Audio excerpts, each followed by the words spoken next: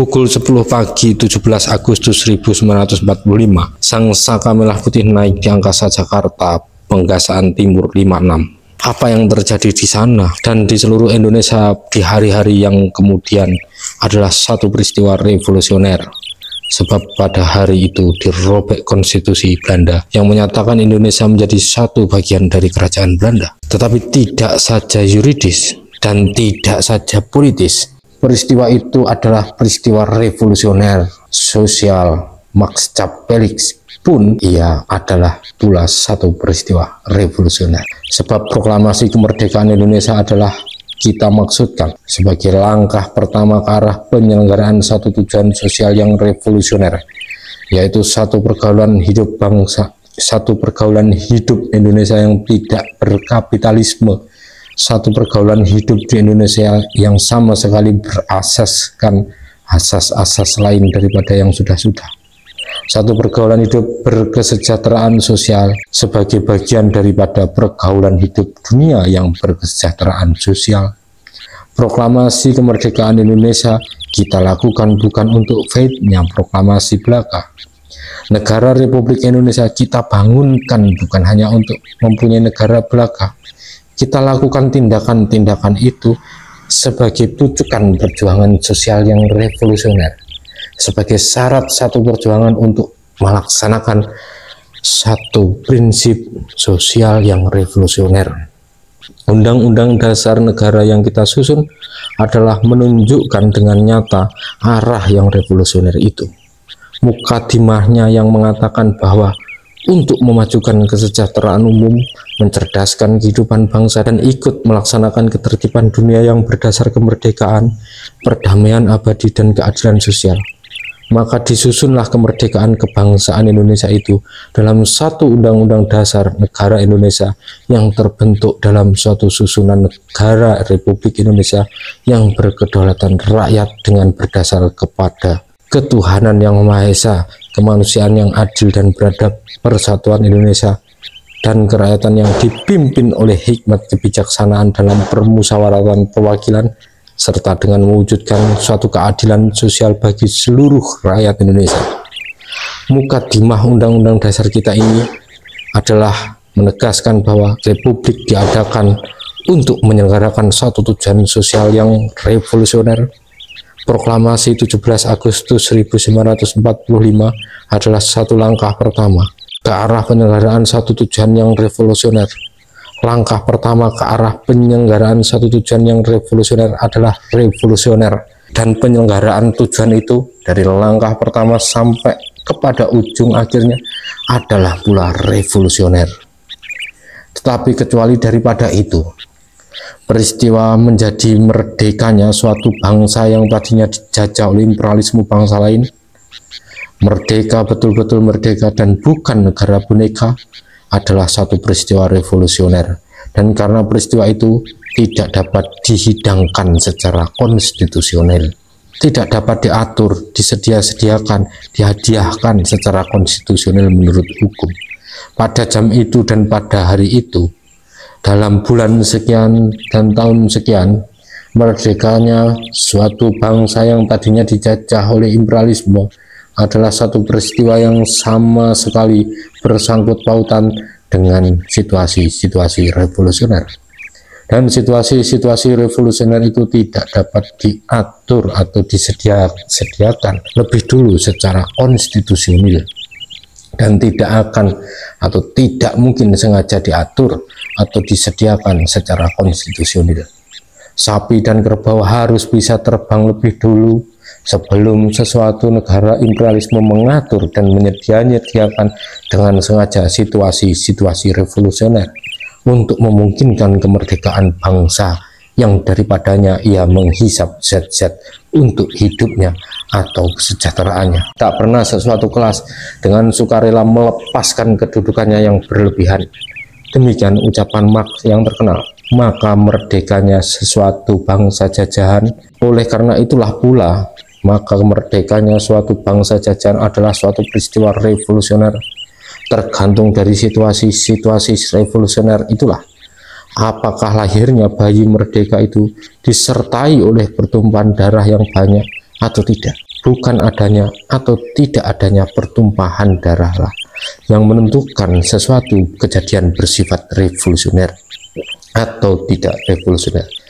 Tapi isinya kejadian itu seringkali banyak darah ditumpahkan justru oleh anasir-anasir reaksioner. Merdekanya suatu bangsa jajahan adalah satu peristiwa dalam proses revolusi kemerdekaan seluruh kemanusiaan. Satu cincin dalam rantai revolusi kemerdekaan seluruh kemanusiaan. Ia das revolusioner. Ia tidak konstitusional. Adakah proklamasi 17 Agustus konstitusional? Kaum reaksi malahan mencoba membatalkan kemerdekaan kita itu dengan alasan-alasan konstitusional.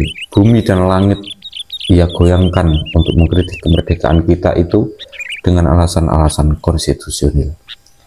Segala kentongannya ia pukul untuk mengajak segala kaum reaksi sedunia untuk mereduksi soal Indonesia menjadi satu soal kecil urusan dalam negeri konstitusional. Tetapi ia tidak akan berhasil. Ia pasti akan kandas, sebab memang bukan suatu pekerjaan konstitusional, melainkan situasi-situasi revolusioner yang telah menelurkan kemerdekaan Indonesia itu. Dan karenanya, tiada kekuatan manusia apapun dapat menghapusnya. Tiada muslihat manusia apapun dapat meniadakannya. Dalam tahun 1929, saya tahu bahwa situasi revolusioner itu akan datang. Dan kemerdekaan Indonesia telah saya lihat menyingsing di cakrawala. Dengan hati yang berdebar-debar karena rasa kegembiraan yang tak tertahan, di dalam tahun 1929 itu, terlepaskan dari mulut saya kalimat yang terkenal.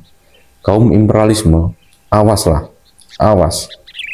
Jikalau nanti geledek perang Pasifik menyambar-nyambar dan membelah angkasa, jikalau nanti air samudra teduh menjadi merah, dan bumi di sekelilingnya menggempa karena ledakan bom dan dinamit, disitulah rakyat Indonesia akan melepaskan belenggu-belenggunya. Di situ rakyat Indonesia akan merdeka. Ucapan ini bukan satu nujuman. Ia bukan pernyataan seorang orang yang melihat gambar hari kemudian terlukis dalam rangkaian bintang-bintang di langit. Ia bukan pula keluar dari mulutku karena dorongan harapan berdasarkan wishful thinking.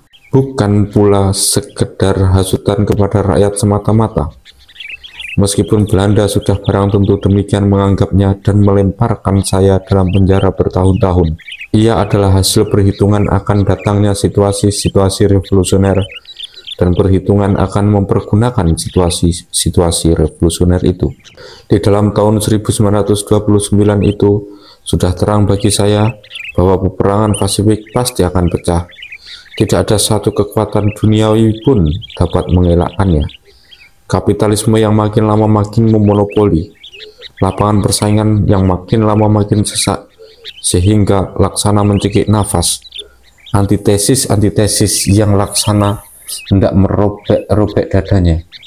Garis hidupnya yang makin lama makin mengatakan bahwa ia telah turun, telah dirgang, dan megap-megap mencari nafkah, dan pasti akan mengalami bencana bila mana ia dipecahkan kebuntuan yang mencekik nafas itu.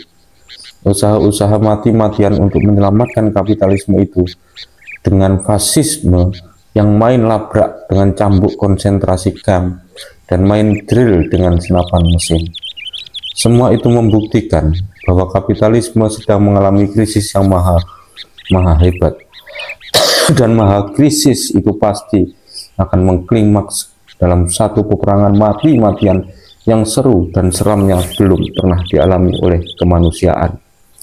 Satu peperangan dunia yang tidak saja akan mempuingkan muka bumi di dunia barat, tetapi juga akan menggeledek dan menghalilintar di dunia timur. Pasti peperangan itu datang. Segenap urat-urat dan saraf-saraf kapitalisme telah nampak menggeletar dan terpasang segenting-gentingnya. Pasti peperangan itu datang. Hantu-hantunya telah mengintai di cakrawala, dan pasti tiada ampun. Itu saya tahu. Imperialisme Belanda akan terseret serta di dalam hamuknya taufan prahara peperangan itu. Dan pasti pula tiada ampun. ia akan terhantam remuk redam atau hampir remuk redam oleh hantaman palu-palu godamnya. Dan jika nanti imperialisme Belanda telah remuk redam atau hampir remuk redam, maka itu adalah satu situasi revolusioner. Satu situasi revolusioner yang akan menjadi satu anasir objektif yang baik untuk melepaskan Indonesia dari cengkraman imperialisme Belanda itu. Manakala kita tidak cukup kekuatan untuk melepaskan diri kita dari cengkraman imperialisme itu semasa kita masih segar bugar, maka haruslah kita menunggu kesempatan dan mempergunakan kesempatan yang ia berada di dalam keadaan lemah atau remuk. Tetapi untuk dapat mempergunakan kesempatan itu, kita sendiri harus kuat. Kita harus menyusun anasir subjektif untuk dapat mempergunakan kesempatan itu. Kita harus menyusun tenaga-tenaga kita, menebalkan tekad kita, melatih ketangkasan kita, menggembleng barisan-barisan kita, mengkonkretkan kemauan nasional kita.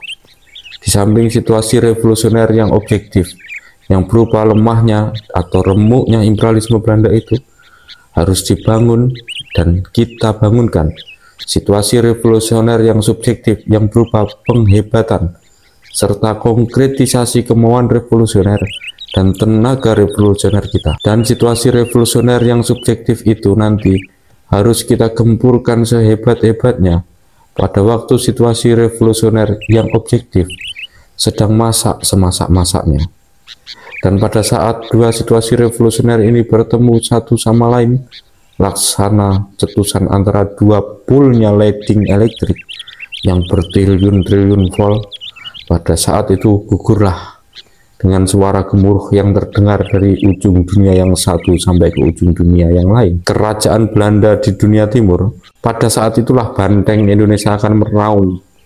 Merdeka, Indonesia telah merdeka, sekali lagi merdeka, tetap merdeka. Demikianlah vision kejadian yang akan datang yang saya lukiskan di dalam tahun 1929. Maka teranglah terjadinya situasi revolusioner yang objektif itu tadi bukan satu hal konstitusional.